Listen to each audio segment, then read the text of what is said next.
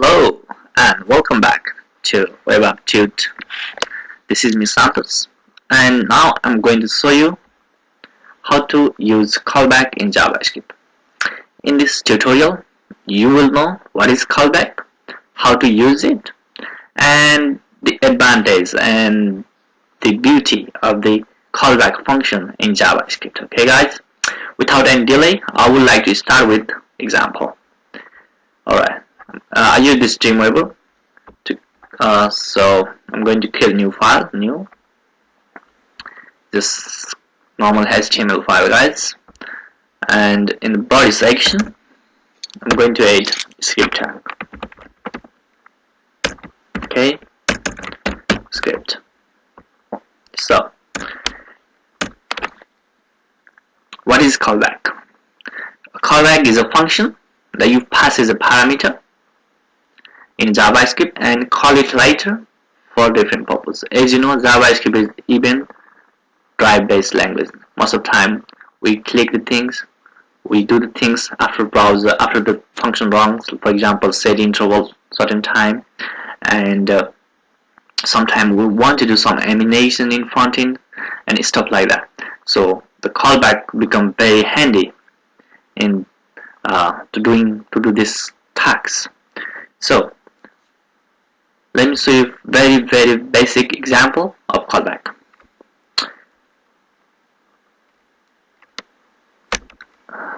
Okay, function get user data, for example. Okay, get user data. What this function does is takes name, first name, let's say, last name, gender,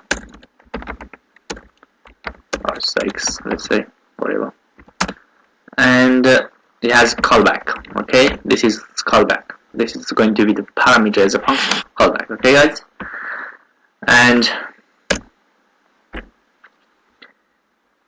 here's some variable called full name. Okay, what this does is it add first name and last name. It's a full message actually, full data, full user data. Okay, full user data, user data, full user data. Say first name, okay, plus first name plus last name plus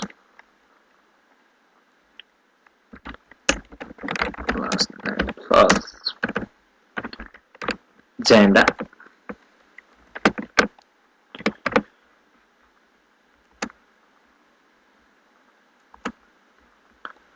plus, okay, that's what it does.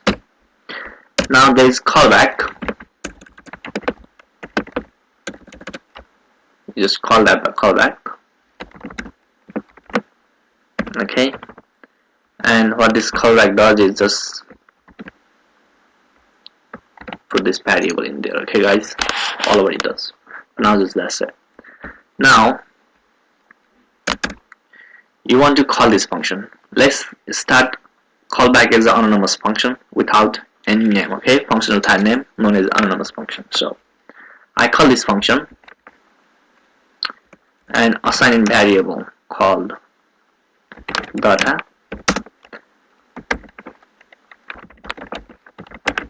data. Okay, I give first name as Santos, last name is something else. Okay, and sex as a male, comma, I pass function. Okay, function,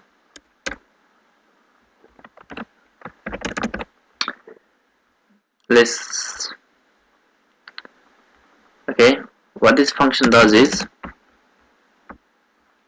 this one. Okay, this function is going to have access to this data. Okay, so let's say full data. Okay guys, full data. And what this one does is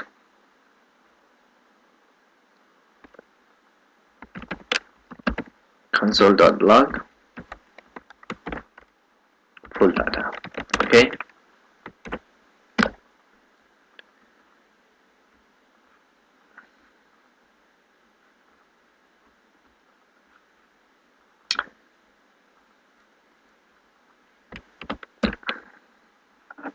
alright, just don't forget to close the curly bracket and the bracket over there with the code not gonna hold. So now if I call data just like that, actually just get rid of it, don't need that for now because we're not returning any value. That means we don't need any variable to hold that value for now.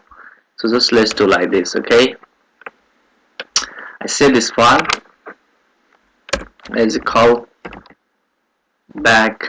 example HTML. Okay, now I go to my Chrome. Alright, it's not showing anything. If I go to console, there's some error it says. Let me see what it says. First name is not defined. Okay, let me check what happened there. Maybe I put it wrong there. That could be the reason. Okay, alright, there you go. So let's reload it. Here you go, guys. First name Santos, last name Sapkota, sender mail. Yeah. So what's going on here? What exactly happening is the callback, which is passes a function, has access to this variable. Okay, guys, the local variable.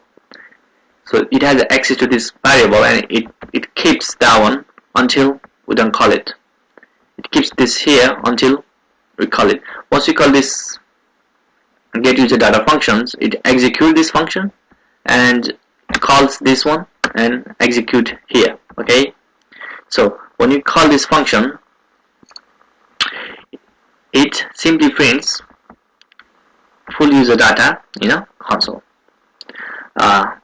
There is something else you need to know here, that is variable scoping in object in JavaScript, and how it works as well, and that will be covered in next tutorial somewhere. For now, this is basic example of JavaScript callback. Okay, guys, and as you see in callback, most of the time in jQuery, if you use jQuery.click function, have you ever noticed that? So basically jQuery use callback a lot because it is most of things we do in jQuery is event driven. Either we do click or either we do some user things, scroll, whatever. So this is how we do it. And there is other way of doing the callback function, which is by defining the function name. We can do like this. For example, the same function, we can make a name like function print name. Okay, print full data or something, and we can call it full data there. Alright, and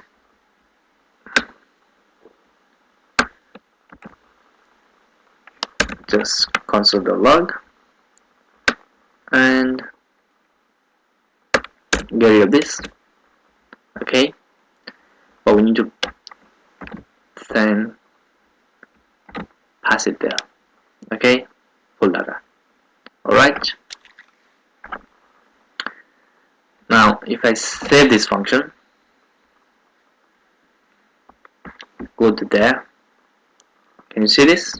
Same result. Okay, guys, so there's other way of doing callback, which is defining the function name by not using anonymous functions. Any way you like it, you can use either way. I hope you like this tutorial.